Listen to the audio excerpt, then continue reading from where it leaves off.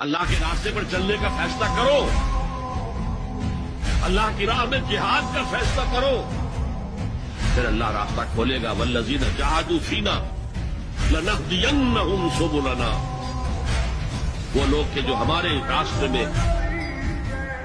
جہاد کرے، محنت کرے، مشقتیں کرے، ہم لازماً ان پر اپنے راستے کھولتے چلے جائیں۔ وہ دعا شرک فی الدعا، مانگو صرف اللہ سے، جو چاہے کسی فرشتے کے ذریعے، چاہے کسی قول شدہ ولی اللہ کی روح کے ذریعے سے، تو جیسے بھی ہو وہ آپ کی ضرورت پوری کرے گا۔ وہی ہے جو کہ مشکلات کو حل کرنے والا ہے، وہی ہے کہ رزق دینے والا ہے، وہی ہے جو مرض سے شفا دینے والا ہے۔